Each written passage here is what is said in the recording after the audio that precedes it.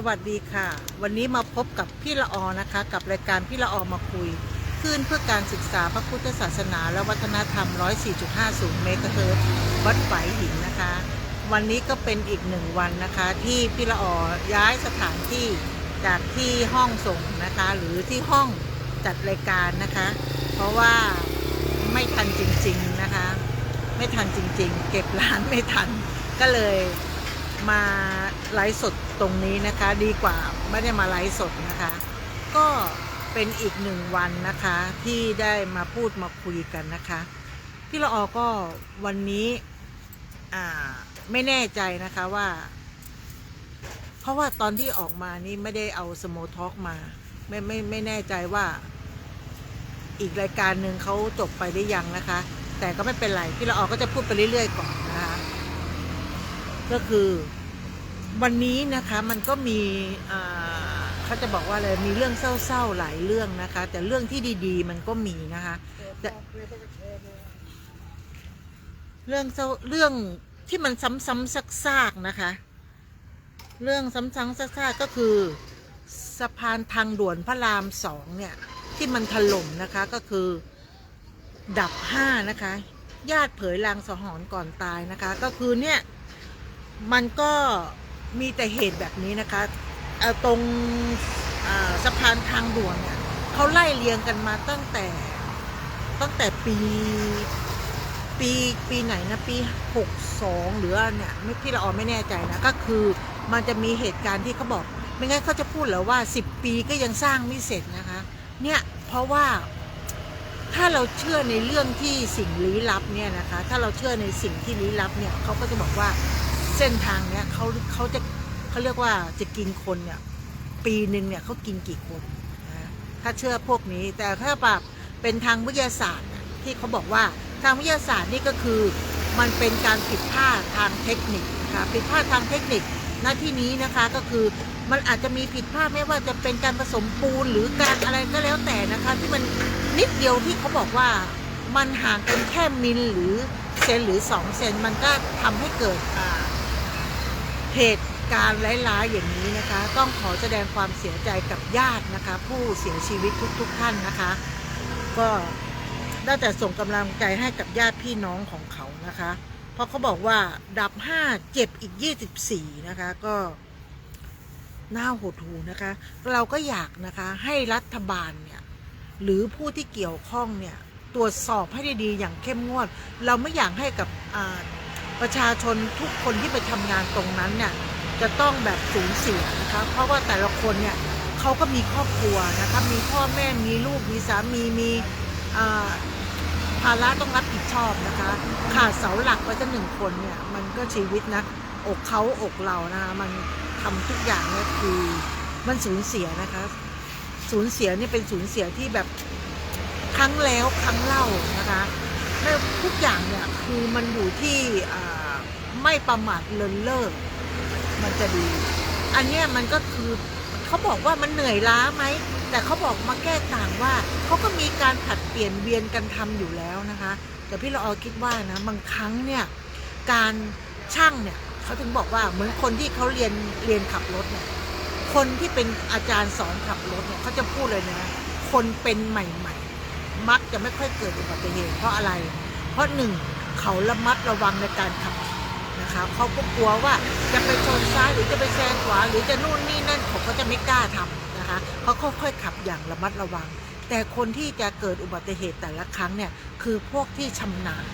นะคะชำนาญในการขับโอ้สบายมากฉันจะขับแซงซ้ายแซงขวาคือมีความชำนาญมีความมั่นใจในตัวเองสูงอยู่แล้วนะคะมันก็เลยเกิดความประมาทเช่นเดียวกันนะคะอย่างที่พี่ละออว่าการขับรถหรือการทำงานพวกนี้วิศวกรหรือช่างก็แล้วแต่นี่เราไม่ได้โทษนะคะ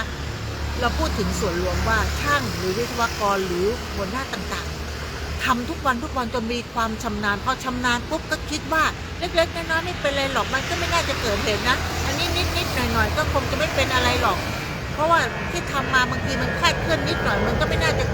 เกิดเหตุร้ายอะไรแต่คนเราบางครั้งถ้าเราประมาทนิดเดียวเสี้ยววินาทีนะคะมันก็เกิดโศกนาฏกรรมได้นะคะเหมือนกับเราขับรถเนี่ยเราคิดว่าเราแน่เราเก่งเรานั่น มันก็เสี้ยววินาทีเหมือนกันนะที่มันจะเกิดอุบัติเหตุได้นะคะก็ขอฝากเอาไว้นะคะว่าการประมาทเนี่ยมันไม่ทำให้ใครได้ดีแน่นอนนะคะแล้วช่วงนี้นะคะก็จะมีแต่ข่าวยิงแฟนเก่าตอนหน้ามีเคลียร์ใจวิวาล่มคือช่วงนี้มันก็จะมีแต่เนี้ยแจ้งจับเจ้าบ่าวนะเจ้าสาวนู่นนี่นั่นนะคะก็เหมือนกับคดีดังๆนะคะเหมือนคดีดังๆต่างๆที่ออกมาเคลียร์กันนะเราก็คิดว่าถ้าอยู่ในสินข้อที่3รับรองได้มันจะไม่มีเหตุการณ์แบบนี้ขึ้นมาก็เรียกว่าคนสมัยก่อนเขาไม่มีชู้กันคนสมัยนี้นะคะมีเมียอยู่แล้วมีผัวอยู่แล้วก็ยังจะไปเล่นชู้กันนะคะมันสนุกเลยว่าเหมือนกับคุณหนุ่มกรรชัยพูดเอาไว้ได้ดีมากนะคะสินข้อ3คนเราเนี่ยเคยผิดพลาดมาเคยทำไม่ดีมามันขึ้นอยู่คืออดีตก็คืออดีตเราไม่สามารถที่จะแก้ไขอดีตได้เพราะฉะนั้นศีล 5ทุกคนต้องมีให้ครบนะคะถ้าไม่ครบเนี่ยพูดถึงนะคะถ้าไม่ครบมันลำบากคนเราแค่ทำศีล 5ได้ดีแน่นอนแค่ศีล 5นี่ก็คือถือว่า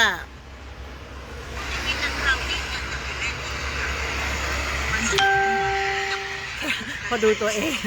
แค่ศีล 5เนี่ยถือให้ครบได้ถือศีลข้อ 3ถือให้ครบนะคะมันจะไม่มีอะไรเกิดขึ้นเลยนะถ้าคุณรักษาศีลให้มันดีนะคะอยู่ในศีลกินในธรรมนะคะเขาถึงบอกว่าให้เข้าวัดทำบุญไม่ต้องไปบางคนบอกว่าฉันถือไม่ได้ไม่ต้องอะไรหรอกค่ะใช้ชีวิตประจำวันอย่างนี้เลยนะคะ1แค่ไม่ไปขโมยของเขาแค่ไม่พูดโกหกมดเท็จแค่ไม่ไปลักไปเล่นชู้ค่ะไม่กินสุราแล้วของมึนเมาไม่พาในตัวเองไปอยู่ที่โคจรก็ถือว่าใช้ได้แล้วนะคะเดี๋ยวพี่ละออจะมาพูดเรื่องการรักษาศีลหรือคนที่บิดอันนี้เรามาพูดเรื่องด่วนๆก่อนดีกว่านะคะเขาก็บอกว่าคมชัดลึกนะคะพยากรณ์อากาศวันนี้ก็คือวันที่16นะคะมีนาเนี่ยเขาบอกว่าเช็ครายชื่อ16จังหวัดนะคะฝนถล่มวันนี้ 30-60% นะมันขึ้นอยู่กับสมมติถล่มเชียงใหม่มันอยู่เชียงใหม่มันกว้างมันจะอยู่ที่อำเภอไหนก็แล้วแต่นะคะเขาบอกระวังพายุจากนะคะพายุนั้นเนี่ยคะอุณหภูมิจะลดลงนะคะ3-5 องศาเซนเซียสนะคะก็ต้องคอยติดตามข่าวสารไว้ให้ดีๆ46จังหวัดฝนถล่มแน่นอนนะคะก็ให้เราไปดูรายละเอียดต่างๆนะว่ามันมีที่ไหนมั่งยังไงนะคะภาคไหนมั่งนะคะเพราะช่วงนี้อย่างเมื่อเช้าเนี่ยพี่เราออกไปตลาดนะคะพี่เราออกไปตลาดอากาศเย็นมากเลยนะคะอากาศเย็นหนาวก็ถือว่าเหมือนอยู่หน้าหนาวอ่ะนะคะเพราะเขาบอกว่าเป็นวันหวยออกนะคะก็คือเขาบอกว่าบริเวณความกดอากาศสูงหรือมวลอากาศเย็นน่ะค่อนข้างแรงนะคะค่อนข้างแรงจะไปลาซาด้าทำไมพี่ละอออยู่ข้างนอกก็ไม่มีคอมนะเขาบอกว่าค่อนข้างแรงนะคะแล้วก็จะมีเขาบอกแรงเนี่ยมาจากประเทศจีนนะคะก็ได้ปกคลุมประเทศลาวตอนบนนะคาดว่าจะปกคลุมมาถึงภาคตะวันออกเฉียงเหนือและก็ทะเลจีนใต้ในวันเนี้ยวันที่16นะช่วงเวลาไหนเนี่ยพี่ละออก็ไม่แน่ใจนะคะเขาบอกว่าหลังจากนั้นน่ะก็จะปกคลุมประเทศไทยตอนบนในระยะถัดไปเขาบอกอีสานเนี่ยจะเริ่มก่อนนะคะแล้วก็มาภาคเหนือนะคะแล้วเขาบอกประเทศไทยตอนบนน่ะอากาศจะร้อนแบบปกติทั่วไปแต่มีอากาศร้อนจัดทางภาคเหนือเพราะวันนี้ร้อนมากๆนะคะเวลาอากาศร้อนนะคะทุกคนที่เราจะบอกว่าถ้าเราอยู่ในที่โล่งแจ้งเราต้องมีผ้าเย็นเอาไว้นะคะเพราะว่าต้องการอะไรไม่ต้องการให้เป็นฮิสโตกนะคะมันอันตรายมากๆและอาจจะมีลมโชกเขาเรียกว่าลมกระโชกแรงอาจจะมีลูกเห็บตกบางแห่งนะคะหรือรวมถึงอาจจะมีฟ้าเกิดขึ้นในบางพื้นที่นะคะเพราะพวกนี้มันจะเป็นบางพื้นที่นะคะเขาบอกฟังพี่รอพูดแล้วก็ไม่เห็นมันจะตกเลย บางพื้นที่นะคะเพราะเหมือนกับฝนจะตกกรุงเทพมันก็อยู่ทางตอนเหนือหรือตอนตรงกลางนะคะเหมือนภาคเหนือนะคะอาจจะไปตกเชียงทางชัยปราการหรือไปทางหางดงนะคะหรือไปทางลำพูนไปทางพวกแม่ฮ่องสอนนะคะเพราะว่ามวลอากาศภาคเหนือเนี่ยมันแปรปรวนนะคะก็ให้ระมัดระวังนะคะในเมื่อเขาเตือนมาแบบนี้เราก็ต้อง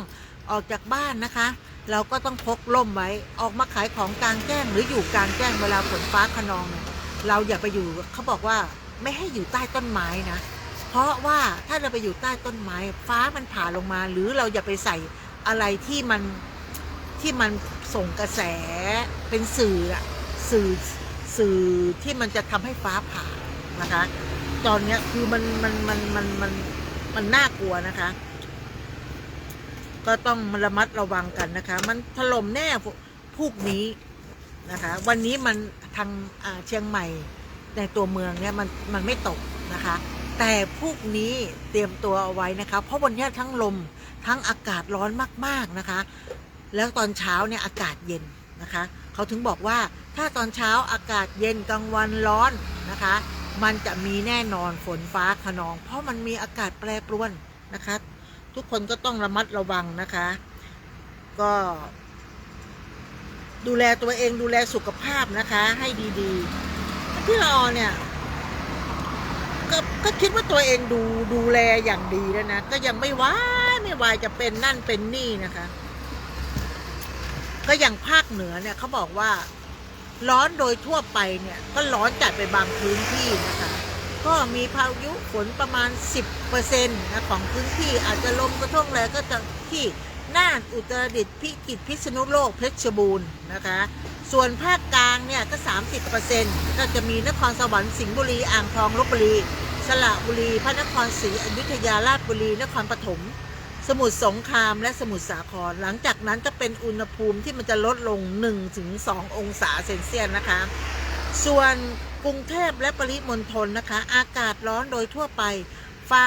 พายุฝนฟ้าคะนอง 30% ของพื้นที่นะคะกับมีลมฝนกระโชกบางแห่งอุณหภูมิ 1-2 องศานะคะก็ต้องระมัดระวังนะคะส่วนภาคตะวันออกเฉียงเหนือนะคะพายุฝนฟ้าคะนองเนี่ยประมาณ 30% ของพื้นที่มีลมกระโชกแรงและมีลูกเห็บตกเป็นบางแห่งนะคะก็จะมีจังหวัดขอนแก่นมหาสารคามกาฬสินธุ์101ยโสธรอำนาจเจริญชัยภูมินครราชสีมาบุรีรัมย์สุรินทร์ศรีสะเกษอุบลราชธานีหลังจากนั้นนะคะอุณหภูมิจะลดลง 3-5 องศานะคะก็มันก็จะมีเขาเรียกบอกว่ามันจะมีลมแรงนะคะต้องระมัดระวังด้วยกับลมแรงนะคะส่วนภาคตะวันออกนะคะก็จะมีฝนฟ้าคะนองประมาณ 60% ของพื้นที่เลยนะคะกับมีลมกระโชกแรงนะฝนตกหนักบางแห่งก็จะมีจังหวัดที่นครนายกปราจีนบุรีสระแก้วฉะเชิงเทราชลบุรีระยองจันทบุรีและตราดนะคะอุณหภูมิจะลดลง 1-2 องศานะคะก็ให้ระวัดระวังไว้นะคะส่วนภาคใต้นะคะฝั่งอ่าวไทยก็จะมีฝนฟ้าคะนอง 10% ของพื้นที่นะคะมีเพชรบุรีประจวบคีรีขันธ์และสุราษฎร์ธานีนะคะก็ถือว่าเป็นกรมอุตุนิยมวิทยานะคะที่เขาประกาศแจ้งเตือนมานะคะก็เรือเล็กก็ไม่สมควรที่จะออกจากฝั่งนะคะและอันนี้ก็จะเป็นนะคะพยากรณ์ตั้งแต่6 โมงวันนี้ถึง6 โมงพรุ่งนี้นะคะก็ขอให้ประชาชนนะคะประเทศไทยตอนบนระมัดระวังจากพายุโซนร้อนนะคะที่มันจะเกิดขึ้นนะคะแล้วก็ส่วนทางผ่านฝนฟ้าคะนองเนี่ยก็ต้องให้เราเนี่ยเตรียมตัวนะคะแล้วเกษตรกรเสริมความแข็งแรงนะคะไม่ว่าจะเป็นผลไม้หรืออะไรก็แล้วแต่ป้องกันเอาไว้นะคะเพราะลมมันแรงมันอาจจะพัดโค่นให้มันหักกิ่งหรือดอกตอนนี้เป็นมะม่วงใช่ไหมดอกมันก็ถ้าเกิดลมแรงๆดอกมะม่วงมันก็จะร่วงนะคะร่วงหล่นมันก็จะไม่ติดผลนะคะก็ต้องคอยดูแลบางคนเขาปลูกลำไยแล้วก็ต้องหาไม้ค้ำนะคะกิ่งไม้ต้นไม้อะไรก็แล้วแต่นะคะก็ต้องดูแลกันไปนะคะอันนี้ก็จบพยากรณ์นะครับที่พี่ละออเอามาบอกคือณตอนเนี้ยคือพี่ละออบอกได้แค่ว่า ตอนนี้หยิบอะไรได้ขึ้นมาก็เอามาพูดนะคะเพราะว่าเราขายของเนี่ยตอนเนี้ยยังไม่ได้เข้ายังไม่ได้กลับบ้านเพราะมันไม่ทันก็เลยต้องมาอยู่ข้างถนนไว้ก่อนจัดก่อนนะคะจัดตรงไหนก็ได้นะคะเพราะพระอาจารย์เขาตึงดึงเข้าอยู่แล้วนะคะดึงเข้าสถานีอันนี้ก็เป็นพยากรณ์อากาศโดยทั่วไปแต่ทั่วไปจริงๆแล้วเนี่ยมันก็จะมีเหตุและปัจจัยนะคะเรามาว่าต่อนะคะที่พี่ละออได้พูดไว้บางคนอย่างที่เขาบอกว่าพี่ละออก็ดูอย่างเมื่อวานเนี้ยพี่ละออจะคุยเรื่องอะไรนะเรื่องการเป็นมะเร็งนะคะแล้ว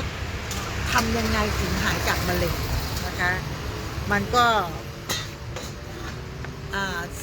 เป็นการที่ได้มาพูดคุยแล้วก็มาแลกเปลี่ยนความคิดเห็นกันนะเพราะว่าตอนเริ่มแรกมาเนี่ยพี่ละออบอกว่าเขาเปิดตำนานถนนพระราม2เนี่ยไปแล้วนะคะว่าจะเป็นเสร็จชาตินี้หรือชาติหน้ามันเกิดอุบัติเหตุบ่อยครั้งนะคะส่วนตอนนี้ก็คือพี่พูดแล้วงงเมื่อวานนี้เราพูดเรื่องมะเร็งวันนี้มาพูดเรื่องสะพานและวันนี้มาพูดเรื่องเกี่ยวกับถือศีล5นะคะเพราะว่าบางคนเขาบอกว่าพี่ละออก็ไม่เห็นเขาจะกลัวอะไรกันเลยนะการถือศีล5หรือไม่ถือศีล5นะคะก็ขึ้นอยู่กับแต่ละคนนะคะขึ้นอยู่กับแต่ละคนว่าเขาจะปฏิบัติตามหรือไม่ปฏิบัติตามเท่านั้นเองนะคะพี่ละออก็ไม่สามารถที่จะไปเขาเรียกว่าอะไรนะไปบอกได้นะคะเราก็แค่ว่าทำตัวเองให้มันแบบพยายามครบศีล5แต่ไม่ใช่ว่ามือถือปากนะคะมือถือสากปากถือศีลไม่เอานะคะเราไม่ทำแบบนั้นนะคะเพราะว่าไม่ใช่อย่างนั้นเนี่ยมันจะเป็นอะไรที่ลำบากนะคะพี่ละออก็ไล่เรียงไปเรื่อยๆนะคะเพราะว่าตอนนี้กำลังบอกว่ามันมีหลายเรื่องราวที่เราจะมาพูดคุยนะคะพี่ละออก็ไม่ค่อยแน่ใจว่าจะพูดเรื่องไหนก่อนนะเพราะมันแบบลุมสุมเกินไปหมดก็อย่างข่าวนะคะข่าวที่อะไรนะผู้การโจ้เสียชีวิตในเรือนจำนะคะมันก็มีหลายอย่างถ้าเราไม่อยากที่จะไปเป็นแบบนั้นหรือไปอยู่ในนั้นนะคะพี่ละออก็เลยจะพูดว่าเราก็ไม่สมควรที่จะทำอะไรที่ผิดนะคะไม่สมควรทำอะไรที่ผิดมันจะได้ไม่เกิดเหตุการณ์อย่างนั้นเขาบอกว่าบางทีเนี่ยคนที่ไม่รู้เนี่ยเขาก็ไม่รู้นะคะแต่พี่ละออก็ไม่เคยเข้าไปไม่เคยเฉียดนะแต่เราก็เคยไปศึกษาหมายความว่าเราก็ไปถามคนนั้นคนนี้นะคะถามคนนั้นคนนี้ว่าเข้าไปแล้วมันดีหรือบางคนบอกเข้าไปก็มีข้าวกินมีงานทำสบายแต่คนเราเนี่ยจริงๆแล้วเนี่ยเข้าไปมันทุกคนไม่ได้มีความสุขเลยนะคะขาดชีวิตอิสระนะคะทุกอย่างมันไม่ดีทั้งนั้นนะคะก็คือเราต้องทำอะไรก็ได้นะคะในทำงานหรือทำอะไรก็ได้ที่เราไม่ต้องมีเสี่ยงกับคุกตารางเท่านั้นเองนะคะเราจะได้ไม่ต้องไปอยู่ในวงจรที่อยู่ในนั้นนะคะแต่เราก็ไม่ได้ว่าคนเรามีการผิดพลาดกันได้นะคะเพราะทุกคนน่ะถ้าไม่ทำอะไรเลยก็ไม่มีผิดพลาดอะไรเลยนะคะคนไหนที่เขาผิดพลาดก็แสดงว่าเขาทำแต่ก็ต้องแก้ไขความผิดพลาดนั้นให้ได้นะคะเพราะว่าเราไม่รู้ว่านะคะสิ่งนั้นเนี่ยบางทีคำพูดของคนเราเนี่ยมันก็เป็นคำพูดที่อาจจะฆ่าตัวเราเองก็ได้นะคะเขาบอกว่าคนเราเนี่ยต้องมีสตินะคะดึงสติเอาไว้นะคะเพราะว่าอะไรเพราะถ้าเราไม่มีสติทำอะไรก็แล้วแต่มันก็ไม่สามารถที่จะแก้ไขสถานการณ์อะไรได้ทุกอย่างเหมือนกันเลยนะอย่างกรณีที่มีข่าวดังๆตอนนี้เลยนะคะอย่างที่คุณหนุ่มกรชัยเขาก็ได้พูดได้เตือนพี่ละออก็ฟังแล้วก็ถูกใจนะถูกใจตรงที่ว่า คนเราเนี่ยมันทุกคนมันไม่ใช่ว่าจะทำดีมาทั้งชีวิตคนเราเคยชั่วเคยเลวเคยอะไรก็แล้วแต่มันขึ้นอยู่กับว่าเราไปแก้ไขอดีตไม่ได้แต่เราทำปัจจุบันนั้นให้ดีที่สุดนั้นนะก็คืออย่างที่เขาบอกว่าการที่เราเป็นคนเจ้าชู้นะคะมาก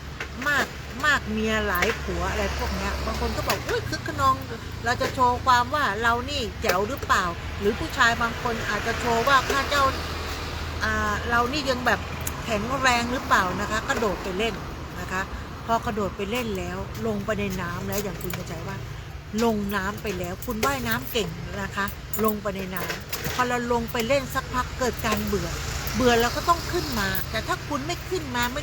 ม่มีสติที่จะว่ายน้ำกลับมาได้เพราะน้ำตรงนั้นมันเป็นห่วงเหวลึกนะคะเป็นน้ำวงเวียนนู่นนี่นั่นมันทำให้เราลุ่มหลงลืมเขาเรียกว่าเจอน้ำวนมันไม่สามารถที่จะ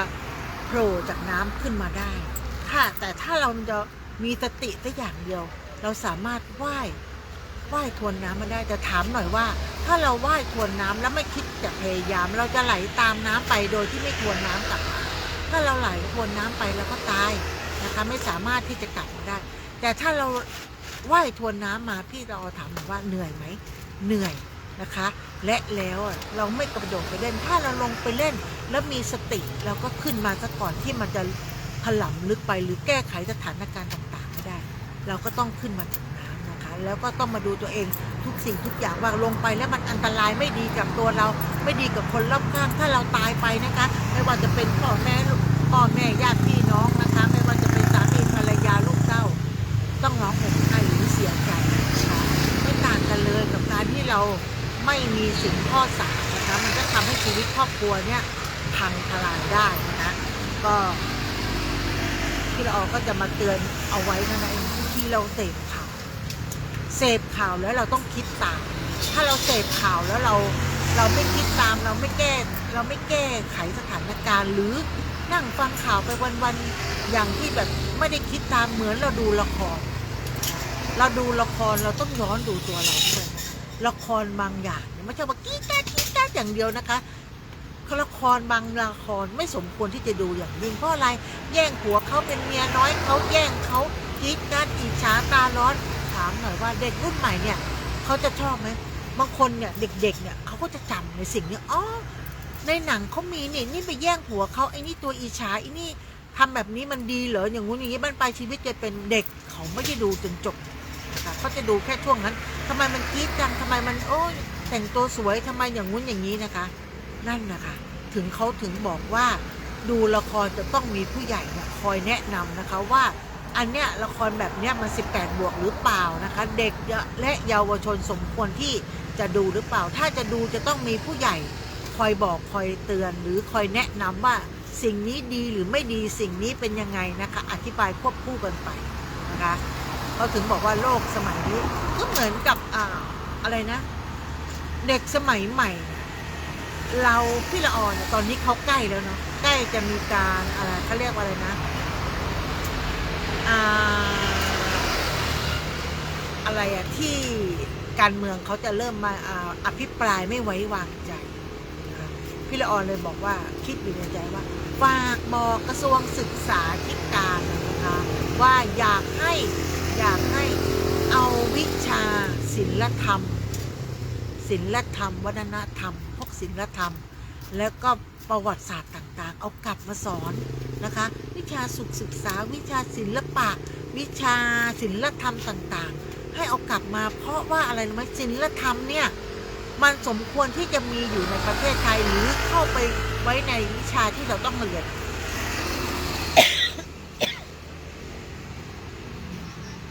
เพราะว่าอะไรรู้ไหมคะสมัยเนี้ยเด็กๆไม่รู้จักผู้หลักผู้ใหญ่ไม่รู้จักครูดูนั้นพี่ละออดูคลิปอยู่คลิปหนึ่งที่เด็กแค่ป.1มี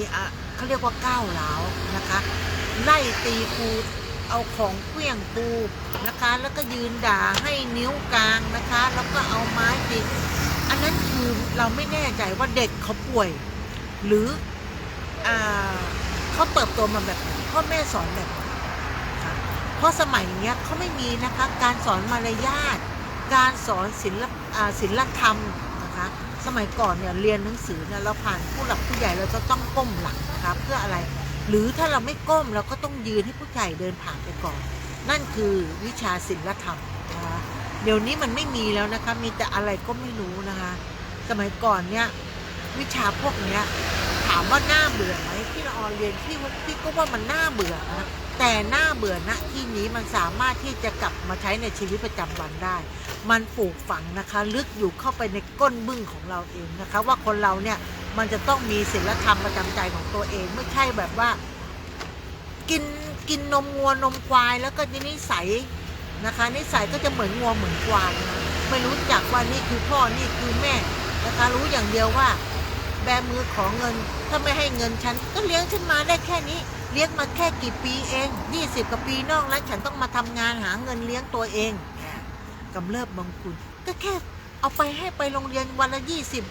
30 100ก็แค่นั้นฉันก็กู้เงินเรียนเองเด็ก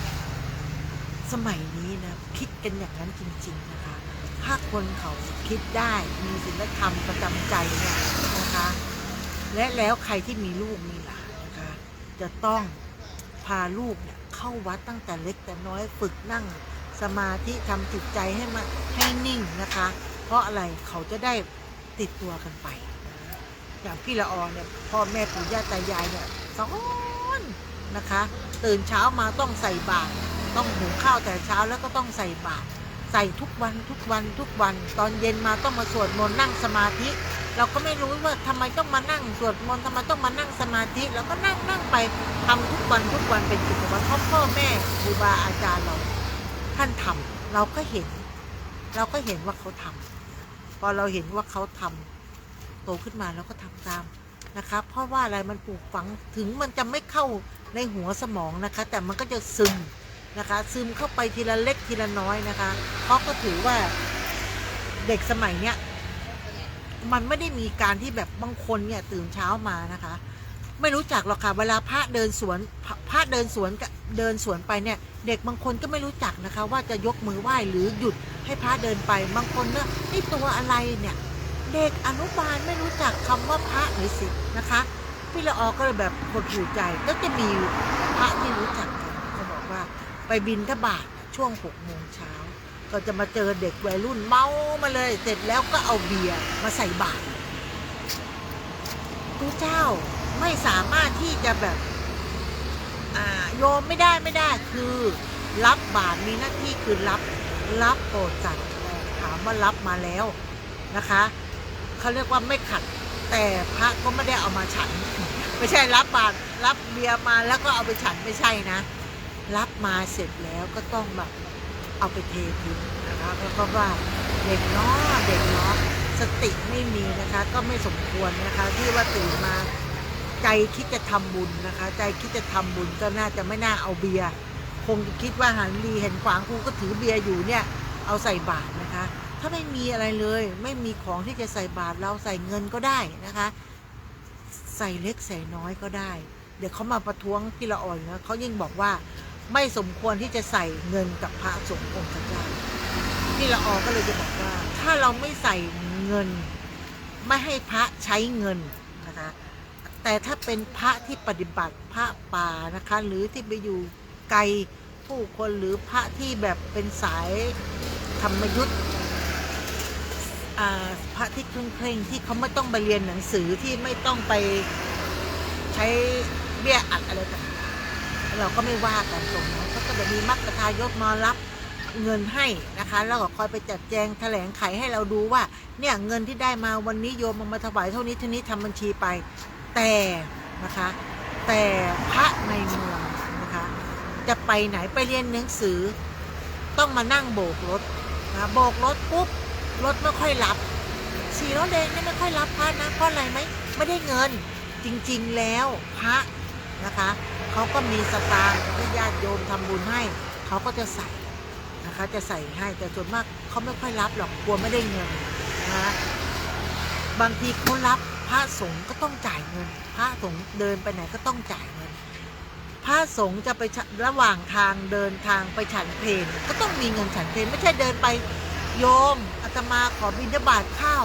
ก็ไม่ใช่นะ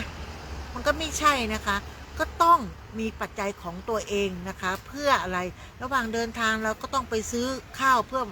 มาฉันนะคะไม่ใช่เดินไปถึงปุ๊บโยมอาตมาขอบิณฑบาตข้าวอันนั้นมันไม่ใช่นะคะแต่ถ้าเรามีเงินมีปัจจัยไม่ว่าจะขึ้นรถลงเรือหรือไปเดินทางไปเรียนนะคะหรือไปเดินทางไปกิจนิมนต์ที่ไหนก็ช่างถ้าไม่มีญาติโยมมารับเขาก็จะต้องไปด้วยตัวเองก็ต้องใช้ปัจจัยทุกอย่างสมัยนี้เขาใช้ปัจจัยกันหมดนะใช้เงินใช้ทองใช้ทุกอย่างนะคะ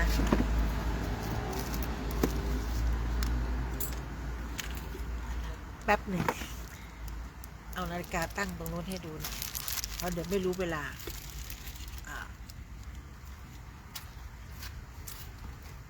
พูดเสียงแหบตอนนี้ก็เที่ยงครึ่งแล้วรถก็เริ่มน้อย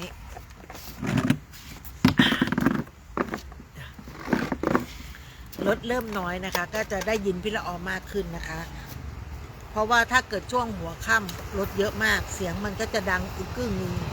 นะมันจะเป็นตอนนี้พี่ละออเนี่ยเล่าและพูดในเหตุการณ์นะคะทุกอย่างเนี่ยก็คือด้นสดๆไม่มีสคริปต์ไม่มีคอมเพื่อจะมานั่งดูข่าวสารไม่มีอะไรที่อยู่ในหัวเลยขายของเสร็จปุ๊บตั้งกล้องเอาขามาตั้งกล้องแล้วก็ไลฟ์สดเลยนะคะเพราะว่ามันเป็นเหตุที่ต้องทำแบบนั้นนะไม่งั้นพี่ละออก็คงไม่ได้จัดรายการอีกแน่นอนนะคะเมื่อ2 อาทิตย์ที่แล้วก็ไม่จัดเพราะว่าอาหารเป็นพิษนะคะโอ้ยเล่นเอา2 วันแย่เลยแล้วก็เสาร์อาทิตย์ที่ผ่านเมื่อวานวันเสาร์วันศุกร์เมื่อวานวันเสาร์นะวันนี้อาทิตย์เมื่อวันศุกร์ก็ล้มนะล้มก็ไม่ได้เป็นเหตุปัจจัยที่มาจัดรายการไม่ได้นะคะเพราะว่าล้มขาเจ็บแต่ปากไม่ได้เจ็บพูดได้ จะไปอ้างพระอาจารย์บอกว่า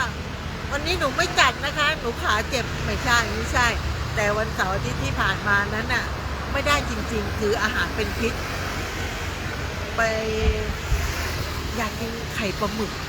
นะคะพอเราไปกินปุ๊บเนี่ยโอ้โหความมันเยอะเนาะทั้งไม่ถึงครึ่งชั่วโมงเลยทั้งอ้วกทั้งเวียนหัวมันจะเป็นลมมันทั้งถ่ายทั้งอ้วกจนหมดเรี่ยวหมดแรงไข้ขึ้นกินยาแก้ไข้ไม่ไหวเลยค่ะ2 วันนอนแบบไปไหนไม่ได้เลยเนี่ยสุขภาพก็เริ่มแย่นะคะจริงๆเนี่ยมีคนบอกนะคะพี่ละออเปลี่ยนชื่อแล้วเหรอบอกเปลี่ยนแล้วทำไมในเฟซบุ๊กพี่ละออยังใช้นวลละอออยู่เลยไม่ได้เปลี่ยนกลัวคนจำไม่ได้ เขาก็บอกว่าเปลี่ยนได้แล้วพี่ละออก็ยังไม่เปลี่ยนแต่ใช้ชื่อเล่นได้นะคะคือละออเนี่ยใช้ได้แต่ไม่ให้มีคำว่านวลละออเท่านั้นเองนะคะเพราะชื่อพี่ละออเปลี่ยนมาเนี่ยก็เป็นปุณณิกานะคะชื่อเพราะจริงๆก็ว่าจะเปลี่ยนจะไปเปลี่ยนพวกเอกสารนะคะพวกเอกสารหมดแล้วทั้งธนาคารเอกสารทางราชการเนี่ยเปลี่ยนมาหมดแล้วยกเว้น Facebook ยังไม่ได้เปลี่ยนยังใช้ชื่อเดิมอยู่เดี๋ยวเปลี่ยนไปชื่ออะไรแบบเนี้ยก็เลยว่าเดี๋ยวจะเปลี่ยนแล้วเพราะว่ารู้สึกว่าสุขภาพตัวเองปีปลายกลางปีที่แล้วกับประมาณกลางปีนะกลางปีที่แล้วกับปีเนี้ยมีแต่เรื่องเจ็บตัวนะมีแต่เรื่องเจ็บตัวทั้งนั้นเลยนะมันก็ไม่หายนะคะก็ปีที่แล้วยันต้นปีที่แล้วนะไล่มันเลยตั้งแต่หัวฟาดพื้นมันไปล้มนะคะล้มแล้วล้มอีกหัวฟาดพื้นเนี่ยคือแก้วตาทะลุเลยที่เราต้องไปยิงเลเซอร์ก็ถามคุณหมอว่าทำไมเหรอทำไมว่าล้มแล้วหัวสะเทือนเนี่ยแก้วตาถึงทะลุซึ่งมันคนละส่วนกันคุณหมอก็เลยบอกว่าเขาเรียกว่ามันได้รับความกระทบกระเทือนอย่างโชคยังดีหน่อยที่ว่าเราล้มไปหัวฟาดเนี่ยสมองเนี่ยเรายังปกตินะคะสมองยังปกติแล้วก็ไม่ถึงค่ะถึงบอกว่าทำลายสมองเรานะคะไม่แน่บางคนเขาก็บอกว่าลื่นล้มหัวฟาดพื้นไปอาจจะเป็นเจ้าหญิงนิทราหรือจำอะไรไม่ได้เลยนะอันนี้พี่ละออยังจำได้แม่นอยู่นะคะแต่ก็จะเป็นเหตุตรงที่ว่าลูกตาเพราะว่าจากที่สายตาดีๆนะคะพอมันล้มคุณหมอเขาบอกมันสะเทือนได้หมดระบบประสาทระบบ สายตาหรือมันสมองหรือสมองในส่วนซีกซ้ายซีกขวามันสามารถเป็นได้หมดแต่พี่ละออเนี่ยมาเป็นตรงที่ดวงตาก็คือแก้วตาเนี่ยคนเราเนี่ยดวงตาคนมันจะมีวุ้นเยื่อตาอยู่ใช่ไหมมันจะมีวุ้นเยื่อตาคราวเนี้ยพอพี่ละออล้มไปเนี่ยเยื่อตามันก็เลยเด้งขึ้นมาคราวนี้มันก็เลยมองอะไรที่แบบเหมือนมีขี้ตาอยู่ในลูกตามันกลิ้งไปกลิ้งมากลิ้งไปกลิ้งมาแบบเนี้ยแล้วอยู่มาวันนึงก็เหมือนมีแฟลชใครมาถ่ายรูปข้างฉันหรือฟ้ามันผ่านข้างหางตาก็ไปหาคุณหมอก็บอกว่าถ้าอาการแบบนี้คือแก้วตาทะลุนะเราก็ตกใจโอ้มันขนาดนั้นเลยเหรอเนี่ยก็เลยตรวจรักษาก็รักษามาได้ปีหนึ่งแล้วนะคะมันก็พอยิงอันนี้ปุ๊บอันนี้หายยิงอันนี้ปุ๊บอันนี้หายเดี๋ยวรอบหน้ามันเพราะว่าแก้วตาข้างนี้เริ่มหลาวเดี๋ยวเพราะว่าของพวกนี้มันสึกหลอมได้หมดอายุได้เพราะเราได้การกระทบกระเทือนมันแล้วมันล้าวโอกาสที่มันจะทะลุได้แค่เราทำตัวไม่ไปกระโดดโลดเต้นไม่โลกโผล่ไม่นู่นนี่นั่นนะคะรักษาดวงตาเอาไว้ให้ดีมันก็จะดีมันก็จะไม่เกิดแก้วตาทะลุเพราะเรายิงเลเซอร์บ่อยๆมันก็ไม่ใช่จะดีนะสารเคมีเนี่ยมันเข้าสู่ร่างกายมันก็ทำให้เรานี่แย่เหมือนกันนะอาจจะเป็นก็ได้นะคะไม่รู้ไม่แน่เหมือนกันก็เนี่ยเตือนภัยไว้แล้วพี่ละออก็เลยลงใน Facebook ว่าตั้งแต่ปีที่แล้วยันปีนี้นะข้าเจ้าก็อยู่ข้างขวาเนี่ยโน่นนี่นั่นเขาเราบอกว่ารุ่นเราเนี่ยพยายามนะคะอย่าได้เดินไปตรงไหนนะคะเดินไปอย่างระมัดระวังเพราะอะไรรู้ไหมอะไรมันหายากแล้วนะคะรุ่นเราเนี่ยมันหักกระด้งกระเดี้ยมันนิดๆหน่อยๆกระดูกมันเขาเรียกว่าอะไรนะกระดูกมันเปราะหมดแล้วนะคะบางทีเราไปล้มนิดเดียวเนี่ยกระดูกมันก็หักได้นะคะเพราะว่าเราอายุมากเนี่ยกระดูกมันคลอนเราต้องไปกินเขาเรียกอะไรนะแคลเซียมกินปลาเล็กปลาน้อยกินแคลเซียมที่มันเป็นเม็ดนะคะวิตามินซีนู่นนี่นั่นเราจะต้องกินวัยเนี้ยมันเป็นวัยที่เราจะต้องหาอะไรที่มันเสริมสร้างหรือก็เสริมสร้างร่างกายนะคะเพราะอะไรเพราะเราใช้ร่างกายเนี่ยเราใช้ร่างกายตัวเราเองมาเนี่ยโอ้ยเป็นเวลาเนิ่นนานนะคะไม่ค่อยได้ศึกษาไม่ค่อยได้ทนุถนอมไม่ได้ค่อยดูแลรักษามันไม่เคยได้แบบว่ารักษามันจริงๆจังๆแล้วฉันก็ไม่ได้เป็นอะไรฉันก็สุขภาพอยากจะกินอะไรก็กินอยากจะกินของมันอยากจะกินน้ำโคกอยากจะกินอะไรที่มันไม่มีประโยชน์ต่อร่างกายนะคะอยากจะกินแซนด์วิชอยากจะกินของพวกนี้มันเป็นขยะจากเมืองนอกบางทีเราไปเห็นชาวต่างชาตินะเขากินแฮมเบเกอร์เขากินขนมปังพวกเราคนไทยซึ่งเขาบอกว่าเป็นอาหารคนจนนะเป็นอาหารที่เป็นอาหารขยะเขาไม่ค่อยกินกันนะคะแต่คนไทยเนี่ยแฮมเบเกอร์มันกินเข้าไปมันดูเท่ขนมปังมันเท่มันอันนี้นู่นนี่เราก็กินใช้ชีวิตแบบนี้อยา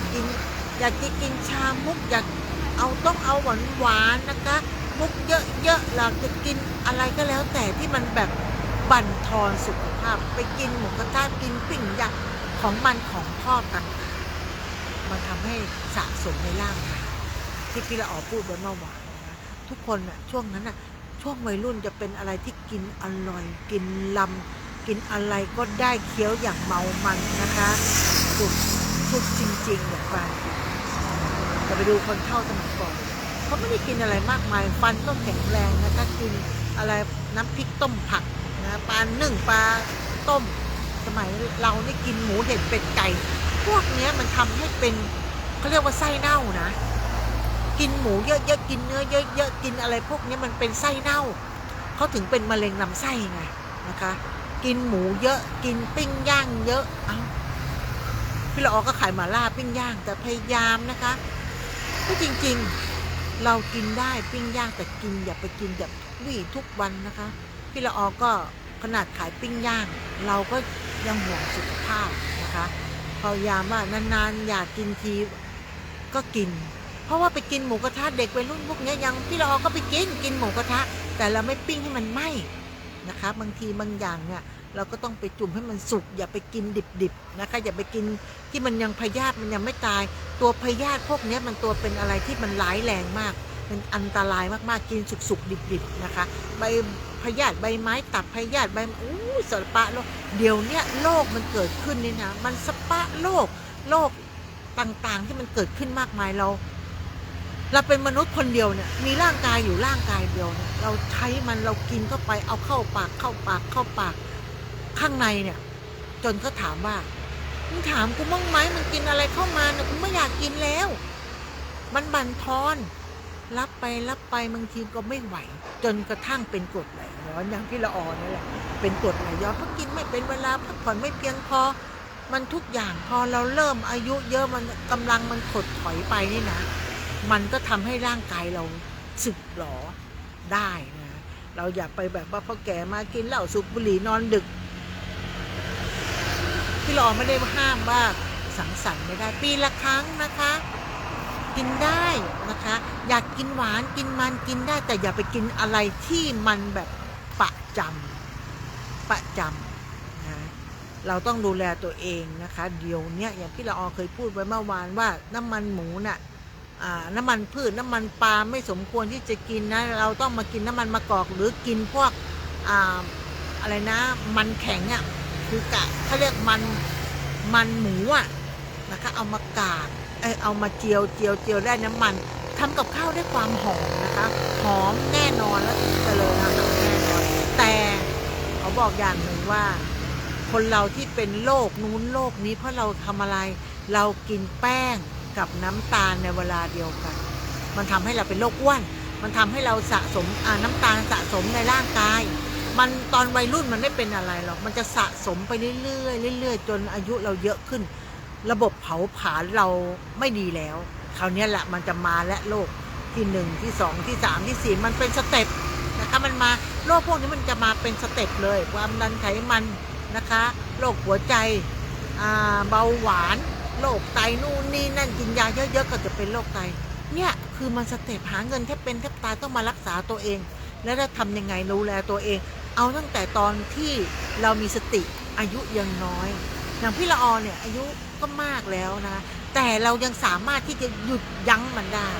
เราต้องหยุดมันเพื่อไม่ให้มันเกิดโรคนะคะทำยังไง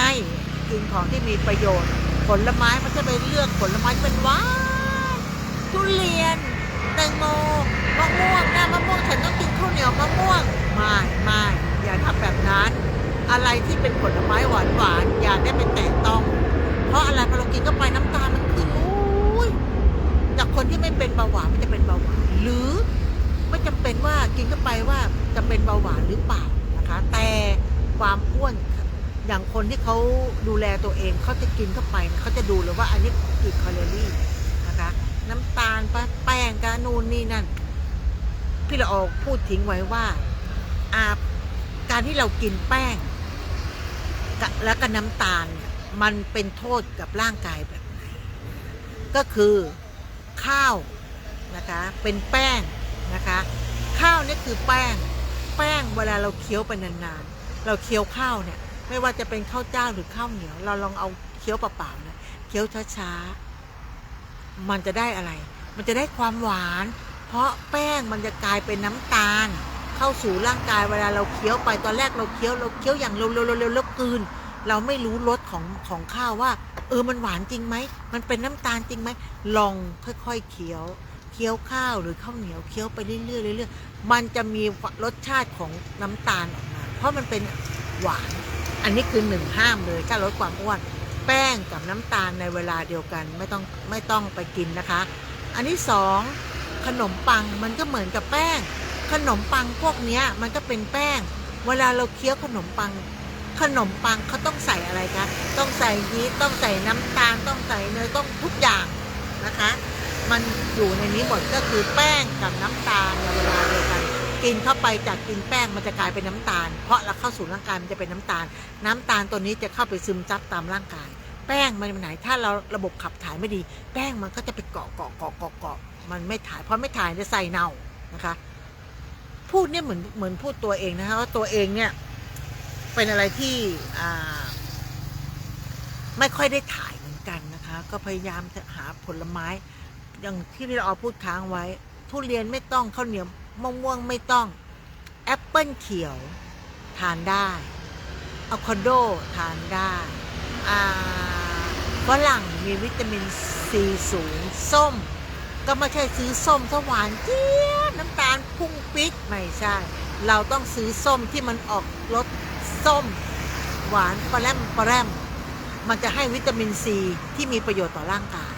นี่คือผลไม้นะคะไม่ใช่ไปกินแตงโมมากินมะข้าวเหนียวมะม่วงหน้าทุเรียนไปกินข้าวเหนียวทุเรียนไม่นะคะอะไรที่มันน้อยนาผลไม้อะไรที่มันออกหวานลำไยหวานนี่ก็เป็นหมดนะคะที่มันบ่งบอกถึงความหวานนะคะมันสามารถที่จะทำให้เราเป็นโรคได้100 อย่างข้อที่3น้ำอัดลมน้ำหวานทุกอย่างน้ำอัดลมเนี่ยกินแล้วซ่าเนี่ยมันไม่มีอะไรเลยนะคะที่เราจะบอกมันมีแค่สีนะคะสีที่เขาทำขึ้นมานะคะแล้วก็กลิ่นเขาเรียกว่าตกแต่งกลิ่นและสีจริงๆแล้วคือต้มน้ำตาลนี่แหละต้มน้ำตาลนะคะต้มน้ำตาลออกมาทำยังไงครับไปใส่เขาเรียกว่าอัดแก๊สแอลกอฮอล์อัดแก๊สหรือแอลกอฮอล์เข้าไปเสร็จแล้วก็ไปเจือสีแต่งให้มันมีรสชาติมีความซ่าแล้วก็น้ำตาลเพราะเราสังเกตเรากินไปปุ๊บมีน้ำตาลมันจะหวานพวกเนี้ยเหมือนเรากินเนี่ยน้ำอัดลมทุกยี่ห้อเราเหมือนเรากินน้ำตาลทรายที่ไปต้มแล้วให้มันเย็นเท่านั้นเองแต่ถ้ามาทำยังไงให้มันสดชื่นเขาจะใส่อะไรนะเขาเรียกความซ่าของมันอะนะคะให้มันแบบสดชื่นเท่านั้นเองไม่ได้มีอะไรมากมายเลยเหมือนเรากินน้ำตาลกินบ่อยถาม1ฟันผุ2โรคอ้วนนะไขมันความดันนู่นนี่นั่นกระปะโรคเลยน้ำอัดลมน้ำชามุกไข่มุกนะคะมุกมันก็เป็นแป้งใช่ไหมแล้วกินบางคนกินชาเขียวกินชาเย็นโอ้ยไปดูเถอะนะคะกินหวานแล้วหน้าร้อนเนี่ยทุกคนจะอ้วนมากเพราะอะไรอากาศร้อนก็อยากจะกินปังเย็นอยากจะกินบิงซูเนาะอยากจะกินน้ำแข็งใสโบราณอยากจะกินน้ำอะไรที่มันเย็นซาบซ่านะคะทุกอย่างหน้าร้อนจะขายดีมากๆนะคะเพราะทุกคนเราเสียน้ำกระหายน้ำเราก็อยากจะกินอะไรที่มันมาทดแทนให้ความหวานทดแทนให้ความหวานทดแทนพลังงานบางทีเนี่ยคนเราเนี่ยมันเสียเหงื่อมากๆนะคะแล้วก็พอเสียเหงื่อมากๆปุ๊บร่างกายต้องการน้ำตาลบางทีมันจะเป็นลมนะบางทีเรายืนพักผ่อนน้อยด้วยแล้วจะเป็นลมเขาถึงบอกว่าคนที่เป็นลมให้ไปหาน้ำหวานหรือน้ำแดงก็ได้ร่างกายอ่อนเพลียเนี่ยไปจิบนิดหน่อยมันร่างกายเขาเรียกว่าร่างกายมันขาดน้ำตาลพอเราจิบน้ำตาลเข้าไปนิดหน่อยมันจะสดชื่นขึ้นมาทันทีนะคะเหมือนเมื่อก่อนพี่ละออมไม่สบายมีความรู้สึกว่าเราเพลียมากๆเลยนะคะทำอะไรมันก็ไม่สดชื่นก็ไปหาหมอว่าหนูอยากได้น้ำเกลือค่ะคุณหมอเลยถามว่าอยากได้น้ำเกลือด้วยเหตุผลอันใดก็เลยบอกว่ามันตื่นนอนมาตอนเช้ามันไม่สดชื่นมันมีความรู้สึกว่าอ่อนเพลียมากๆเลยนะคะเพราะร่างกายเรานอนน้อยเพราะเราขายของกลางคืนแล้วตั้งแต่กลางวันยันคืนตื่นมามันไม่สดชื่นมันงัวเงียมันไม่มีพลังมันหมดเรี่ยวหมดแรงเราก็เลยอยากจะมาให้น้ำเกลือเพื่อให้ตัวเองอยู่สดชื่นความคิดของเราเป็นความคิดกับคนที่ไม่รู้เรื่องนะเราก็อธิบายให้คุณหมอฟังว่า อยากให้น้ำเกลือเพื่อให้ตัวเองมันมีพลังมันสดชื่นขึ้นนู่นนี่นั่นความคิดเราจะได้มีเรี่ยวมีแรงคุณหมอบอกหยุด stop your mouth ไม่ต้องพูดถามทำไมคะไม่ต้องมาเสียเงินนะคะคุณหมอนี่ดีมากเลยคุณหมอนี่ดีมากจำชื่อคุณหมอไม่ได้แล้วเขาบอกว่ากลับไปนะคะไปเอาน้ำฮีโรบอยอยากกินน้ำเขียวหรือน้ำแดงน้ำอะไรก็ได้ที่เราชอบแต่คุณหมอแนะนำสีแดงนะคะเอาไปชงน้ำดื่มเอาน้ำฮีโรบอยมาชงกับน้ำร้อนหรือเราอยากจะใส่น้ำแข็งลงไปก็ได้นิดหน่อยให้มันสดชื่นไม่ให้มันหวานจนเลี่ยนเราชงนะคะไม่ใช่ชงจนหวานเจี๊ยบนะคะเราชงแค่มอกให้มันเขาเรียกว่าดรอปความหวานเพราะว่าน้ำฮีโรบอยเนี่ยมันจะเข้มข้นใช่ไหมการชงแต่ละครั้งเขาต้องใส่น้ำเพื่อเจือจางความหวานและเข้มข้นอันนั้น ลองทำอย่างนี้ทุกวันตอนเช้าตื่นขึ้นมาเนี่ยหรือตอนเย็นก็ได้เรารู้สึกอ่อนเพลียเสียเหงื่อไปมากๆชงน้ำแดงน้ำบอยเลยนะแดงชิมจิตไม่ใช่บอกโหกินกันเป็นขวดเลยไม่ใช่นะไม่ได้นะอันอย่างนั้นก็คืออ้วนค่ะเราชงกินร้อนเย็นได้หมดเพื่อให้ร่างชิมแค่แบบว่าครึ่งแก้วให้ร่างกายมันสดชื่นนะคะน้ำตาลเนี่ยที่มันมีเบาบางน้ำตาลมันจะมีสารตัวหนึ่งมันจะหลั่งเข้าไปในร่างกายเมื่อเราดื่มอะไรที่มันสดชื่นหวานนิดๆหน่อยๆเข้าไปในร่างกายมันจะซึมซับเขาเรียกว่าสารมันจะหลั่งมันจะทำให้เราไม่เพลียนะคะตื่นมาก็ไม่เพลียเขาบอกว่าจำเป็นต้องมากินมาให้อะไรนะน้ำเกลือให้น้ำเกลือมันไม่ใช่ว่ามีประโยชน์ได้ทุกอย่างน้ำเกลือบางทีทำให้เราอ้วนแล้วไม่ยุบเลยนะอ้วนแล้วไม่ยุบเลยนะคะและแล้วเขาบอกไปทำอย่างที่คุณหมอบอกคุณหมอบอกว่าไม่อยากจะเอาเงินนะคะไม่อยากจะแบบนั่นคุณหมอรู้แบบนี้คุณหมอก็ทำแบบนี้อยู่แล้วนะคะก็คือการที่เราชงน้ำอยู่บ่อยกินทำให้ร่างกายเราสดชื่นนะคะบางทีเห็นไหมเราเหนื่อยมากนะเราไปจิบน้ำอะไรที่มันหวานนิดนึงเราสดชื่นขึ้นมาทันทีนั่นแหละค่ะมันร่างกายเราขาดน้ำตาลไม่ใช่ว่าเราอดน้ำตาลจนเราพอมันขาดน้ำตาลแล้วก็กินน้ำตาลสิแล้วก็ไปกินอาหารที่มันหวานกินขนมหวานไม่ใช่คนละอย่างกันเลยนะคะอันนั้นทำให้ร่างกายเราแย่อันนี้คือร่างกายเราอ่อนเพลียเสียเหงื่อมาก